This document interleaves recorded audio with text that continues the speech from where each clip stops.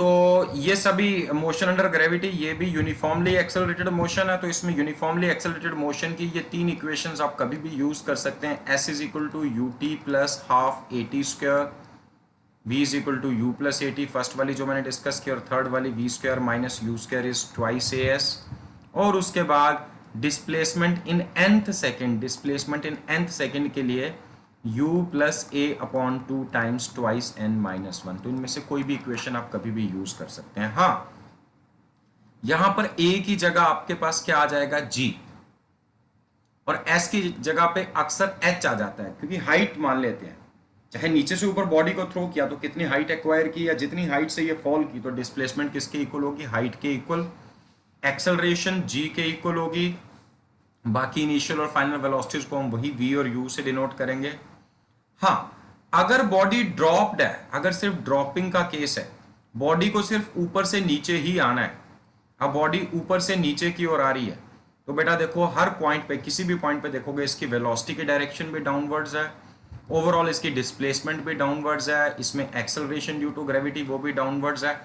तो चूंकि सारी क्वांटिटीज डाउनवर्ड एक्ट कर रही हैं, अगर सारी क्वांटिटीज डाउनवर्ड ही एक्ट कर रही हैं, तो हम यहां पे साइन कन्वेंशन को ड्रॉप कर सकते हैं।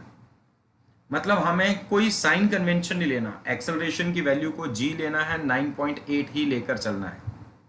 अदरवाइज हमारी साइन कन्वेंशन क्या होती है, नॉर्मली अपवर्ड डायरेक्शन को हम पॉजिटिव लेते हैं और डाउनवर्ड डायरेक्शन को हम नेगेटिव लेते हैं। जैसे किसी बॉडी को आप नीचे से ऊपर की ओर थ्रो कर रहे हैं, तो अब इनिशियल वेलोसिटी तो अपवर्ड डायरेक्टेड है, थोड़ी देर तक ये बॉडी ऊपर जाएगी, हाईएस्ट पॉइंट पे मोमेंटरली इसकी वेलोसिटी जीरो होगी, फिर ये बॉडी नीचे की ओर आएगी। तो बीच बीच में कुछ क्वांटिटीज, कुछ वेक्टर्स अपवर्ड डायरेक्टेड है, कुछ डाउनवर्ड, तो यहां साइन कन्वेंशन लगाना जरूरी है। तो अगर आप नीचे से ऊपर बॉडी को थ्रो कर रहे हैं, तो नॉर्मली हम क्या करते हैं, एक्सेलरेशन ड्यू टू ग्रेविटी को माइनस जी, यहां हम माइनस 9.8 ले लेते हैं, it is minus 9.8 metre per second square, और 9.8 की जगह आप 10 भी ले सकते हैं, ठीक है। सो इट्स वेरी सिंपल, बहुत सिंपल क्वेश्चंस हैं ये। अगर आप देखें यहाँ पे, a stone is dropped from the top of a tower of height 100 metre. तो अगर किसी बॉडी को, ये ध्यान से समझिएगा बेटा, अगर आप किसी बॉडी को हाइट h से ड्रॉप कर रहे हैं, किसी बॉडी को अगर आप हाइट h से ड्रॉप करते हैं, तो हाइट h से ड्रॉप करने पर ये बॉडी है, मैंने इसको ड्रॉप किया, तो इसका मतलब इनिशियल वेलोसिटी तो इसकी कितनी होगी, जीरो होगी। और अगर हाइट आपको, और ये शायद शॉर्टकट वाले वीडियोस मैंने आपको दिए होंगे,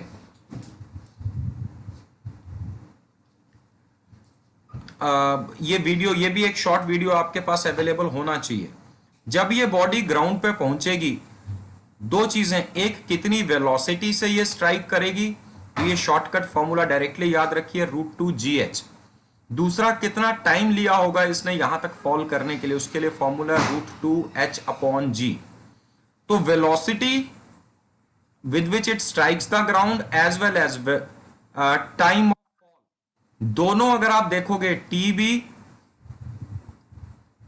B directly proportional to √h है, और v भी डायरेक्टली प्रोपोर्शनल टू √h है।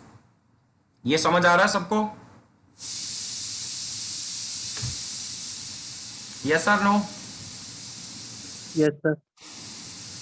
देखो बेटा, इसके लिए आप ये जो टाइम ऑफ फॉल के लिए आप इक्वेशन यूज करो ना, s is equal to U T plus half A T square, a की जगह g, इनिशियल वेलोसिटी जीरो, ये टर्म जीरो होगी, s की जगह h पुट करो, तो किसके h आ गया, किसके इक्वल, h is equal to half g t square.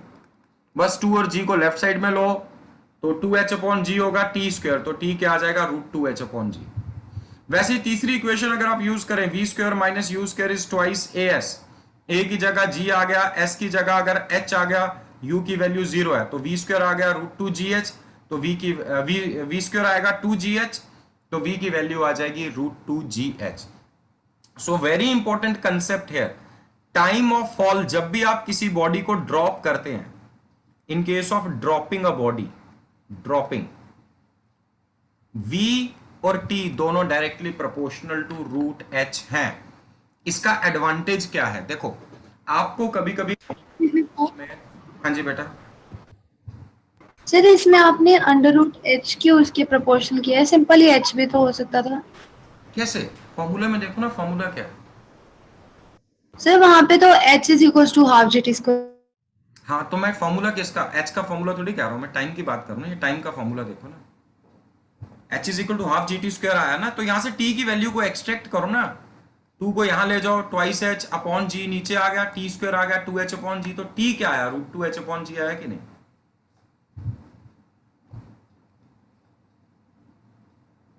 Yes sir, वो रूट टू एच अपॉन जी आ रहा है ना, पर रूट एच थोड़ी आ रहा है, वो तो root two h upon g है। मैंने कब कहा कि t equal to root h है? मैंने बोला t proportional to root h है, इक्वल नहीं कहा। एच को छोड़ के बाकी सभी पैरामीटर्स जो हैं राइट साइड में इक्वेशन के, t is equal to root two h upon g, h को छोड़ के बाकी सब कांस्टेंट है कि वेरिएबल है, ये बताओ। टू कांस्टेंट है, कांस्टेंट है। जी भी कांस्टेंट है। जब भी अगर आपको कहा quantity a is proportional to b, तो हम प्रोपोर्शनलिटी का साइन हटाते हैं तो क्या लगाते हैं, कांस्टेंट लगाते हैं ना। Yes sir. अगर राइट साइड में बी को छोड़ के सब कांस्टेंट है तो आप कह सकते हैं इज प्रोपोर्शनल टू बी। देखो जी, मान लो हाइट आपने 10 मीटर से ड्रॉप किया या 20 मीटर से ड्रॉप किया, जी की वैल्यू सेम है, टू सेम है, तो ये कांस्टेंट्स हैं। आप किसी भी हाइट से ड्रॉप करोगे तो इसलिए हमने कहा t is proportional to root h. Constants को छोड़ दो, एक ही फैक्टर पे डिपेंड करेगा, एच पे और रूट एच पे। इसका सीधा सा मतलब ये है, पहले आपने 100 मीटर की हाइट से ड्रॉप किया, हो सकता क्वेश्चन ऐसे आए, पहले आपने 100 मीटर से ड्रॉप किया तो टाइम लगा टी सेकेंड। अगर आप 400 मीटर की हाइट से ड्रॉप करते तो कितना टाइम लगता? Answer is 2t। मैंने क्या बोला, पहले आपने 100 मीटर की हाइट से अगर किसी बॉडी को ड्रॉप किया, it took a time t to reach ground. What would be the time taken if the body was dropped from a height 400 meter instead of 100 meter? तो हाइट को 4 गुना किया हमने, 100 मीटर से 400 मीटर। अब 4 का root क्या होता है, 4 का स्क्वायर रूट क्या होता है, क्योंकि height time is proportional to root h. H हमने 4 टाइम्स किया तो 4 का रूट क्या होता है, 2, तो पक्की बात है टाइम 2 गुना होगा, टाइम डबल हो जाएगा, टाइम विल बी डबल। तो पहले अगर 100 मीटर से फॉल करने में इसको टाइम t लगा, तो 400 मीटर से फॉल करने में इसको टाइम सिर्फ 2t लगेगा। Is it clear? Yes sir. अगर मान लीजिए 10 मीटर की हाइट से ड्रॉप किया हमने बॉडी को, उसने स्पीड v से ग्राउंड को स्ट्राइक किया, तो अगर आप इसको 20 मीटर की हाइट से ड्रॉप करते, पहले 10 मीटर की हाइट से ड्रॉप किया तो इसने स्पीड v से ग्राउंड को हिट किया, अब अगर आप इसको 20 मीटर की हाइट से ड्रॉप करते तो ये कितनी स्पीड से ग्राउंड को हिट करते? That is root 2v। कितना? रूट 2v, क्योंकि हाइट को आपने 10 से बढ़ा के कितना कर दिया, 20, हाइट को 2 गुना किया, डबल, और v is also proportional to root h, तो 2 का रूट 2। अगर हाइट 2 टाइम्स हुई तो velocity with which it strikes the ground will become root 2 times, because v is proportional to root h। Is it clear? Yes sir. मतलब आप चाहें तो यही फॉर्मूला, अगर दो अलग अलग केसेस हो, जैसे मैं अभी बहुत सारे केसेस आपके सामने ले रहा था, 100 मीटर 400 मीटर, तो अगर ऐसे दो केसेस हो, किसी एक केस का टाइम गिवन हो, दूसरे का निकालना हो, तो आप इसके लिए फॉर्मूला सीधा यूज कर सकते हैं, t1 upon t2 is equal to root of h1 upon h2, क्योंकि t is proportional to root h। तो जब आप कांस्टेंट, जो भी कांस्टेंट पार्ट होगा, 2 और g कांस्टेंट, अगर t1 लिखते तो t1 root h1 upon g होता, t2 root 2h2 upon g होता, 2 और g का रूट तो कैंसिल आउट हो जाएगा, तो अल्टीमेटली ये formula constant of proportionality cancel out हो जाएंगे, ये फॉर्मूला आएगा। सिमिलरली v1 अपॉन v2, अगर आप दो अलग अलग हाइट से ड्रॉप कर रहे हैं तो that would be root of h1 upon h2। तो याद रहेगा ये कंसेप्ट आपको? Yes sir. ओके, तो चलिए बेटा मैं आगे क्वेश्चन वाले पार्ट पे आ रहा हूं। A stone is dropped from the top of a tower of height 100 meter तो अगर 100 मीटर की हाइट से एक स्टोन को हमने ड्रॉप किया, it penetrates the ground through a distance, it penetrates in the sand on ground. तो ground पे क्या थी? सैंड। तो आपने 100 मीटर की हाइट से, h की वैल्यू होगी 100 मीटर, यहां से एक स्टोन को ड्रॉप किया, इनिशियल वेलोसिटी 0 थी। जब ये ग्राउंड तक आया, तो जब ये ग्राउंड पे पहुंचा होगा स्टोन, तो इसके पास कुछ वेलोसिटी होगी। मान लीजिए इसकी वेलोसिटी है v, तो v की वैल्यू क्या होनी चाहिए? √2g इंटू एच, यानी कि √2 into 9.8 into 100।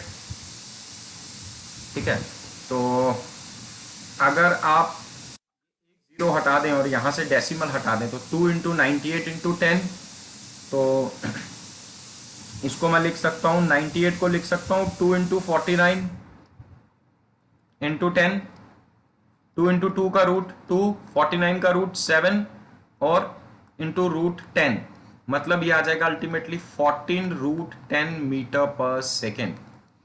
14 √10 metre per second, इतनी स्पीड से ये ग्राउंड पे हिट करता।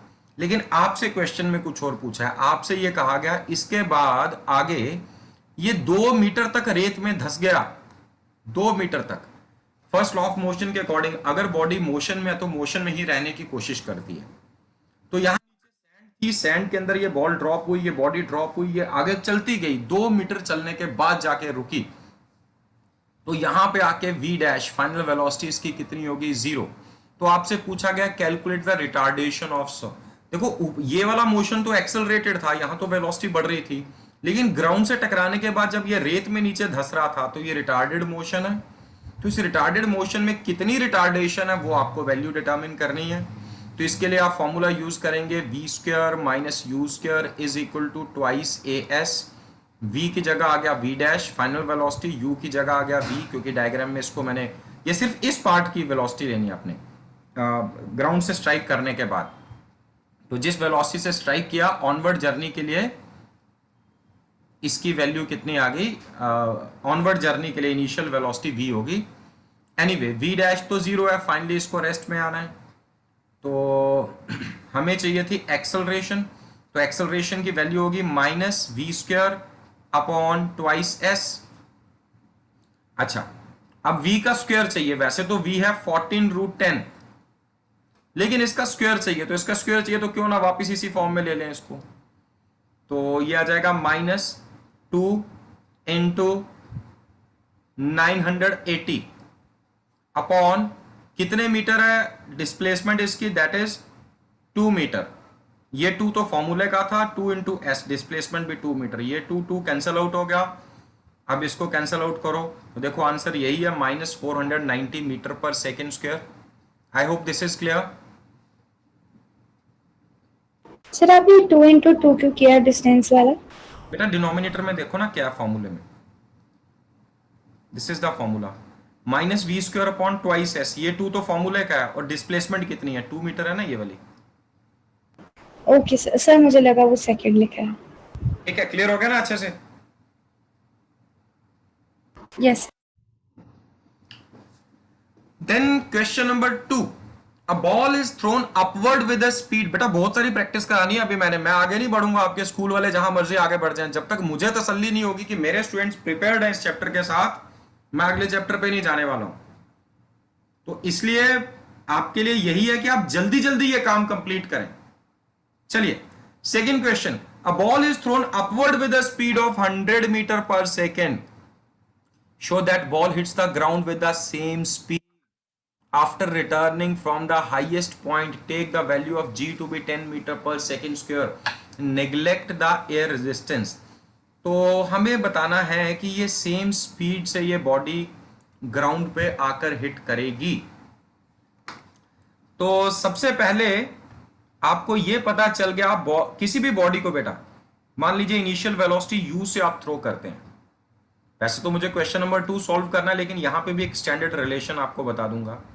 मान लीजिए बॉडी हाइट h तक जाती है, तो जब तक बॉडी ऊपर जा रही है इसमें acceleration due to gravity downward act कर रही है। एक्सेलरेशन मोशन के ऑपोजिट है, मतलब रिटार्डेशन है।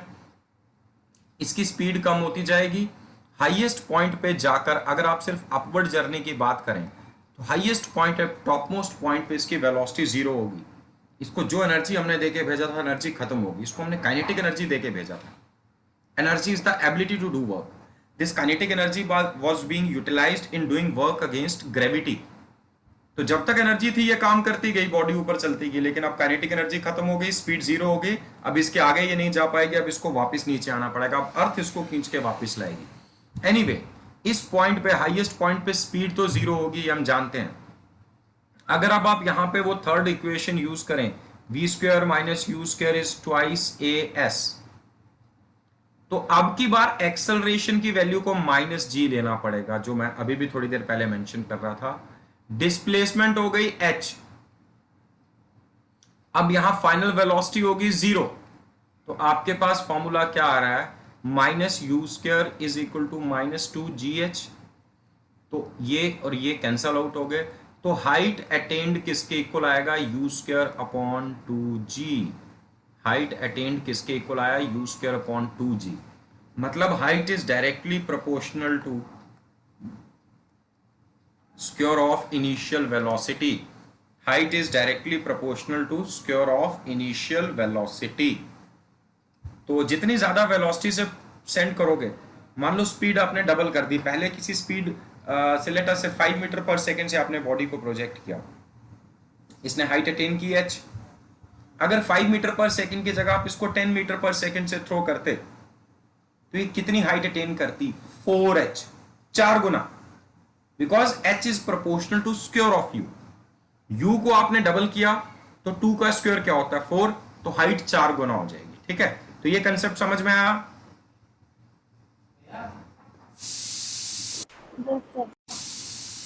हाँ बेटा, एक सेकेंड सर। तो अब आपने यहां पे क्या करना है, नीचे से हाईएस्ट पॉइंट तक जाने का टाइम भी डिटरमिन करना है। टाइम डिटरमिन करो तो क्या आप कर सकते हैं हाईएस्ट पॉइंट तक रीच करने का टाइम। मैं जस्ट अ मोमेंट बेटा अभी ज्वाइन करता हूं।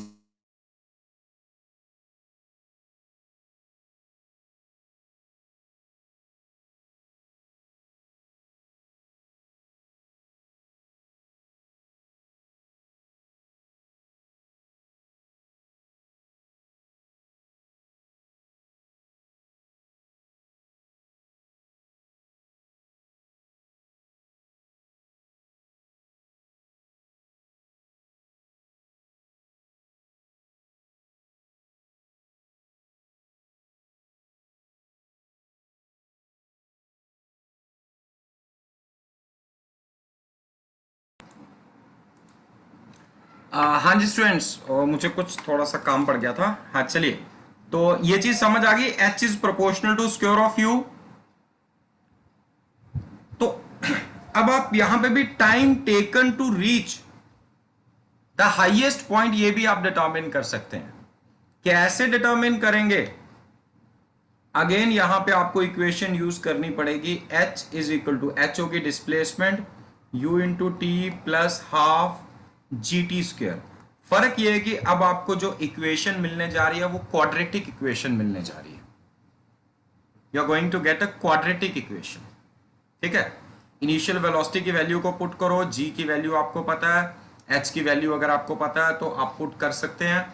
तो यहां पे आपको क्वाड्रेटिक इक्वेशन मिलेगी, और क्लास 10th में आप पढ़ चुके हैं क्वाड्रेटिक इक्वेशन के 2 रूट्स कैसे निकाले जा सकते हैं। हो सकता है टाइम की एक वैल्यू नेगेटिव आएगी, तो नेगेटिव को नेग्लेक्ट करो, पॉजिटिव वैल्यू को पिकअप करो, तो आपको time taken to reach maximum height ये भी आप डिटरमिन कर सकते हैं। एनीवे, क्वेश्चन में आपसे ये कहा था कि आपको ये प्रूव करना है कि ball will hit the ground with same speed.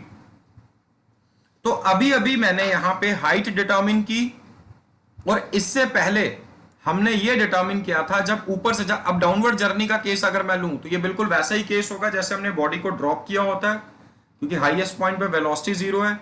तो वहां पर हमने क्या कहा था, v is equal to √2gh। ठीक है, अब h की वैल्यू ये पुट करो जो ऊपर फॉर्मूला लिखा मैंने, तो √2g into you square upon 2g, 2g cancel out हो गया, तो u स्क्वायर का रूट क्या आ गया, u।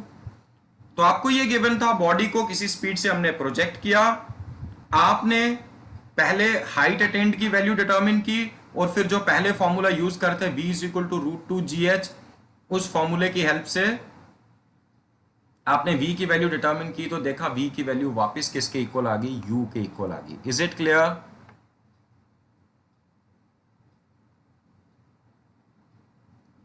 यस और नो? Yes sir. तो यहां कोई फर्क नहीं पड़ता स्पीड 100 मीटर पर सेकेंड थी या क्या थी, मैंने तो u ही रखा तो u की टर्म्स में आंसर आ गया। अगर आप v की वैल्यू पुट कर देते, u की वैल्यू पुट करते, g की वैल्यू पुट करते, जैसे यहां ये वाला फॉर्मूला जो है जिसको ये मैं अभी ब्लू कलर से मार्क कर रहा हूं, ये वाला, इस फॉर्मूले में अगर आप u और g की वैल्यू पुट करते तो h की न्यूमेरिकल वैल्यू आ जाती, फिर वापस नीचे वाला ये फॉर्मूला लेते, इसमें न्यूमेरिकल वैल्यूज पुट करते तो वापस वो u की वैल्यू आ जाती which is 100 metre per second. मैंने बिना न्यूमेरिकल वैल्यूज लिए आपको प्रूव कर दिया, ये ऐसे भी हो सकता है। ठीक है, क्लियर हुआ? Excuse me sir. जी बेटा। सर इस वाले पर्टिकुलर क्लास की रिकॉर्डिंग ग्रुप में डाल दोगे सर अगर रिवाइज करना है? हाँ हाँ sure sure, I am recording, let me check, चल रही है ना रिकॉर्डिंग? हाँ yes, recording is going on. ठीक है, तो ये पार्ट हो गया, इसमें कोई डाउट? सर तो आपने फाइनल वेलोसिटी को √2gh लिया। हाँ वही तो लेते हैं, जब हम बॉडी को ड्रॉप करते हैं ऊपर से नीचे तो फाइनली तो है v, u0 है, यहां पे आपने नीचे से ऊपर भेजा, लेकिन जब हाईएस्ट पॉइंट तक गई तो उस केस को अपवर्ड जर्नी को अलग कंसीडर किया, तो वहां से हाइट की वैल्यू आ गई हमारे पास u²/2g, भाई इतनी हाइट तक पहुंची। अब हाइट तक पहुंच गई ना, अब ऊपर से नीचे आना है, तो ये तो केस वही वाला हो गया ड्रॉपिंग वाला। तो फिर मैंने v के लिए फॉर्मूला, ड्रॉपिंग के केस में यही फॉर्मूला था, इट इज √2gh, h की वैल्यू ये वाली पुट करके देखी इसमें, तो देखा v की वैल्यू वापस u के इक्वल आ गई। v वो स्पीड है जिससे दोबारा ये ग्राउंड पे टकराई, ये u के इक्वल आ गई जिस स्पीड से आपने इसको प्रोजेक्ट किया था। Is it clear? Yes sir. Okay, अब बेटा ये जो क्वेश्चन नंबर 3 है, ये भी मैंने कुछ शॉर्ट वीडियोस आपके ग्रुप में डाले हैं, वो भी देखिएगा अच्छे से, ये बड़ा इंपॉर्टेंट कंसेप्ट है। इसमें क्या है, find the ratio of distances travelled by a freely falling body in first second, second second and third second of its fall. Question number 3 में अगर कोई बॉडी फ्री फॉल में, फ्री फॉल का मतलब यही होता है मोशन अंडर ग्रेविटी, कि उसके ऊपर और कोई फोर्स नहीं एक्ट कर रही, एक ही फोर्स एक्ट कर रही है, और वो कौन सी फोर्स है, दैट इज ग्रेविटेशनल फोर्स। तो पहले सेकंड में बॉडी ने कितना डिस्टेंस ट्रेवल किया, बेटा याद रखिएगा, अगर पहले सेकंड में बॉडी ने डिस्टेंस ट्रेवल किया है h, ये टाइम 0 सेकंड पे, ये आ गया घड़ी पे टाइम 1 सेकंड, अगले 1 सेकंड के अंदर ये 3h डिस्टेंस ट्रेवल करेगी, क्योंकि मोशन एक्सेलरेटेड था, अब स्पीड बढ़ चुकी है, तो ठीक 2 सेकंड पे बॉडी यहां होगी, ठीक 3 सेकंड पे ये बॉडी कहां होगी, इसके 5 गुना, पहले सेकंड में जितना ट्रेवल किया था उसके 5 गुना, मतलब 5h ट्रेवल करेगी। तो जब घड़ी पे टाइम 3 सेकंड होगा तो बॉडी यहां पे होगी। फर्स्ट सेकंड में जो डिस्टेंस ट्रेवल किया, सेकंड सेकंड में जो डिस्टेंस ट्रेवल किया, थर्ड सेकंड में जो डिस्टेंस ट्रेवल किया, इनकी रेशो जो है वो 1:3:5 है। ये आपको क्वेश्चन में प्रूव करने को कहा था, प्रूव तो हम अभी कर लेंगे, बट कंसेप्ट समझ लो। Distance travelled in equal consecutive intervals of time, ये जरूरी नहीं एक एक सेकंड होता। सपोज ये 0 सेकंड से लेकर पहले 5 सेकंड में इसने h ट्रेवल किया, अगले 5 सेकंड में ये 3h ट्रेवल करेगा, मतलब 10 सेकंड पे बॉडी यहां पहुंचेगी, और अगले 5 सेकंड में ये ऐसा होगा 5h। मतलब जरूरी नहीं टाइम का इंटरवल 1 सेकंड का हो, these intervals must be equal intervals of time. पहला इंटरवल डेल्टा टी जितना, दूसरा इंटरवल डेल्टा टी भी उतना लेना, तीसरा इंटरवल डेल्टा टी भी इतना ही लेना। तो पहले इंटरवल में डिस्प्लेसमेंट सबसे कम होगी, दूसरे इंटरवल में डिस्प्लेसमेंट उसके 3 गुना होगी, तीसरे इंटरवल में डिस्प्लेसमेंट उसके 5 गुना होगी। और ऐसा कब होगा, जब बॉडी फ्री फॉल में, फ्री फॉल मतलब पकड़ के आपने ड्रॉप कर दिया, बस एक ही फोर्स एक्ट की, ग्रेविटी की, इनिशियल वेलोसिटी 0 थी। तो ये कंसेप्ट याद रहेगा, ये ऑड नंबर्स की रेशियो में रहेगा। और अगर अगला इंटरवल भी मैं ले लेता है कितना ही 5 सेकंड का, तो उसमें 7h इसने डिस्टेंस ट्रेवल किया होता है। अगर अगला इक्वल इंटरवल ऑफ टाइम ले लूं तो उसमें 9h ट्रेवल किया होगा, अगला इक्वल इंटरवल ले लूं तो उसमें 11h ट्रेवल किया होगा। Is it clear? Yes, sir. ठीक है, अब रही बात इसको प्रूव करने की, तो बेटा अगर आप इसको ड्रॉप कर रहे हैं बॉडी को तो इनिशियल वेलोसिटी तो जीरो होगी, एक्सेलरेशन की वैल्यू g होगी, तो एस nth का जो फॉर्मूला है वो है that is u plus a upon 2 into twice n minus 1। u तो जीरो हो गया, a की जगह g आ गया।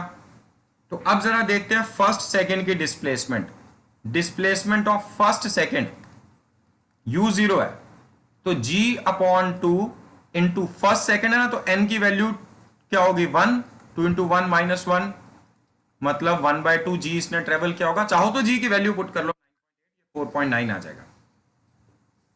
फिर displacement in second u zero है, g/2 इंटू 2 इंटू 2 माइनस 1, यानी कि आ जाएगा 3/2 g। Displacement in third second g/2 into 2 times 3 minus 1, तो ये कितना हो जाएगा 5/2 g। देखो इनकी रेशो 1:3:5 आ रही है कि नहीं? Yes, sir. ठीक है, तो इसी तरह से displacement in first second, displacement in second is to displacement in third second, so on up to displacement in nth second अगर आप लें तो इनकी रेशो आ जाएगी 1। पहले पूरी वैल्यूज भी लिख सकते हैं, फिर कॉमन फैक्टर g/2 को कैंसिल आउट कर देना, तो ये रेशो आ जाएगी 1:3:5:2 सो ऑन। अगर nth सेकंड है तो वहां कितना आ जाएगा 2n-1। और ये जरूरी नहीं nth सेकंड हो, मैंने पहले कह दिया equal intervals of time, nth equal interval of time, whether that is 1 second, that is 5 second, या कोई भी आप ले लो, कितना भी इक्वल इंटरवल, बट टाइम के इंटरवल्स इक्वल होने चाहिए। तो फ्री फॉल के अंदर इक्वल इंटरवल्स के अंदर बॉडी की जो डिस्प्लेसमेंट्स होंगी वो इन द रेशो 1:3:5:7:9:11, मतलब ऑड नंबर्स की रेशो में रहेगा।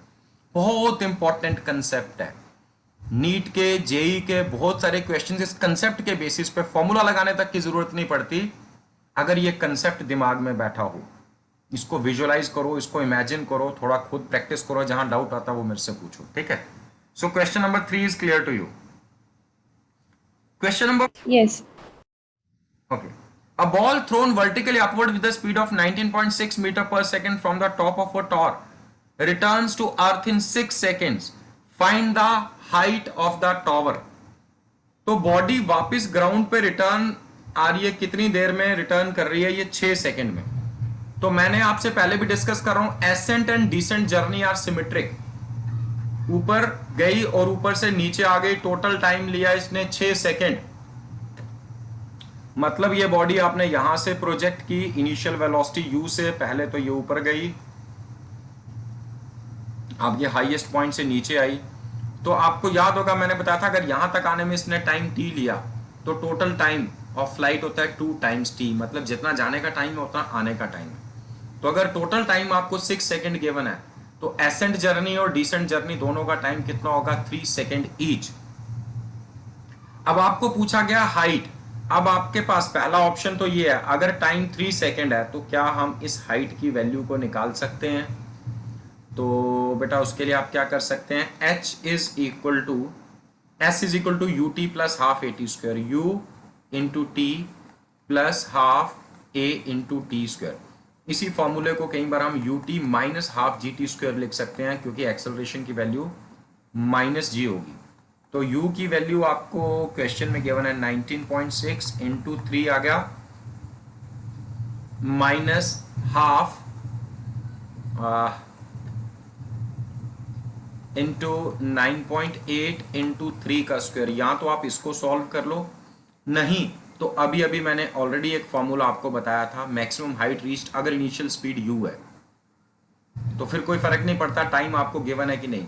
तो अभी अभी आपको एक फॉर्मूला बताया था मैंने, u²/2g, initial velocity u, highest point पे फाइनल वेलोसिटी 0 हो चुकी होगी, तो इस फॉर्मूले से आप इसकी वैल्यू डिटरमिन कर सकते हैं। Is it clear?